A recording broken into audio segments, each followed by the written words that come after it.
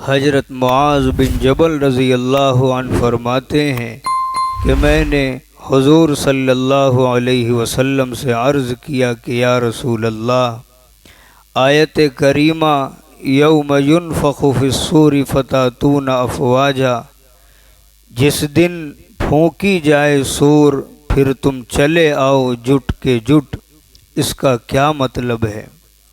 اس سوال کے کرنے پر حضور صلی اللہ علیہ وسلم اس قدر روئے کہ آنسوؤں سے کپڑے تر ہو گئے، اور پھر فرمایا اے معاذ، تو نے ایک بہت بڑی چیز کا سوال کیا ہے۔ میری امت حشر کے میدان میں 12 جماعتوں میں منقسم ہوگی۔ ایک جماعت قبروں سے اٹھے گی، ان کے ہاتھ پاؤں نہ ہوں گے۔ یہ وہ لوگ ہوں گے جو اپنے پڑوسیوں کو ستایا کرتے تھے۔ دوسری جماعت قبروں سے اٹھے گی، ان کی شکلیں خنزیر جیسی ہوں گی۔ یہ وہ جماعت ہوگی جو نماز میں سستی اور غفلت کیا کرتی تھی۔ تیسری جماعت اپنی قبروں سے اس طرح اٹھے گی کہ پیٹ ان کے پہاڑوں کی طرح ہوں گے اور ان میں سانپ اور بچھو بھرے ہوں گے۔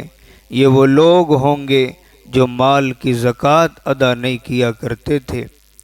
چوتھی جماعت قبروں سے اٹھے گی، ان کے منہ سے خون جاری ہوگا، اور یہ وہ لوگ ہوں گے جو اللہ کے عہد و پیمان کے بدلے مال لیا کرتے تھے۔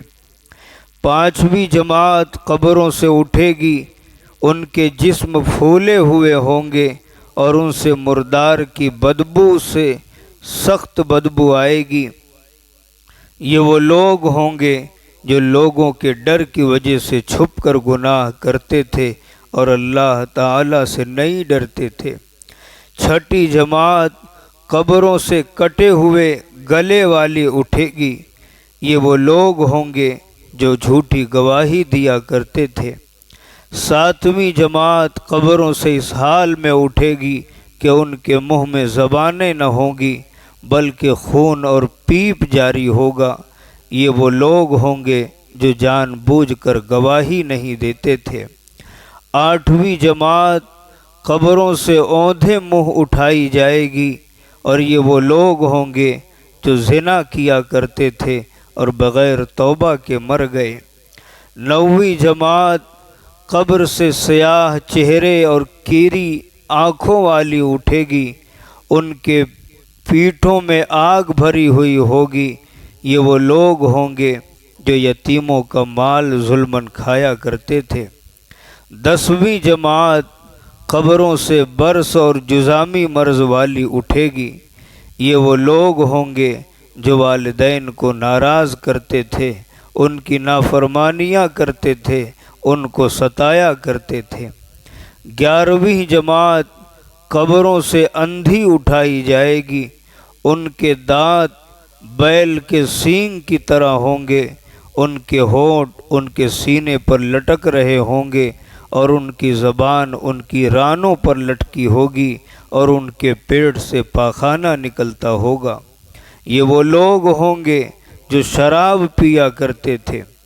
12ویں جماعت قبروں سے اس حال میں اٹھے گی کہ ان کے چہرے 14ویں کے چاند کی طرح چمکتے ہوں گے اور پل صراط سے بجلی کی طرح پار ہو جائیں گے۔ یہ وہ لوگ ہوں گے جو نمازوں کا اہتمام کرتے تھے، عمل صالح کیا کرتے تھے، گناہوں سے پرہیز کیا کرتے تھے، اور ان کا خاتمہ توبہ پر ہوا۔ ان کا بدلہ جنت ہے، اور ان پر اللہ تعالیٰ کی رحمت، مغفرت اور رضامندی ہے۔